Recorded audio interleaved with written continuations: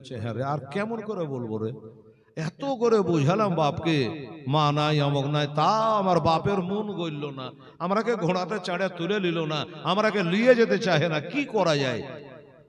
বড় ছেলেটা 8 বছরের ছেলেটা বলে দাঁড়া, যাই কে জানে, এবার দেখছি। এই আব্বা গো, কি হলো রে?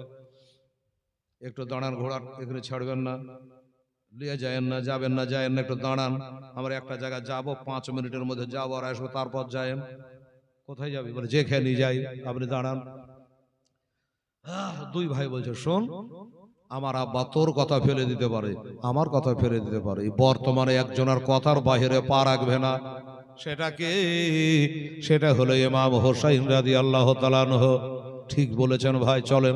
এক দৌড় মেরে চাচার কাছে, হোসাইনের কাছে এসে বলে, ও চাচা, ওই দেখেন আমার আব্বা ঘোড়ায় চড়ে নিয়েছে, এখন কোফা সহ যাবে, আমাদের মা নাই গো, আমার এখন ইয়েতিম গো, আমার আব্বার সঙ্গে যাব।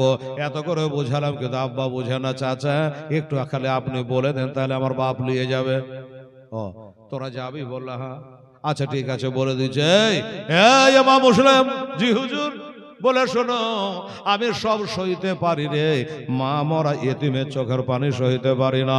তাই ভাই রে, তোর বাচ্চা দুটা মা মা আব্বা আব্বা করে কাঁদবে, সইতে পারবো না, তোর ছেলে দুটাকে ঘোড়ায় করে নিয়ে যা।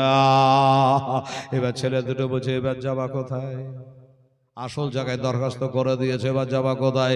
ইমাম মুসলিম বলে, হুজুর আপনি জানে শুনে অর্ডার দিয়েছেন, হুজুর এমন দেশে পা রাখতে যাচ্ছে, আমার জীবনের গ্যারেন্টি নাই, আমার জানাজা হবে কিনা জানি না, আমার কবর হবে কিনা জানি না, এত শত জানার পর হুজুর আপনি কেন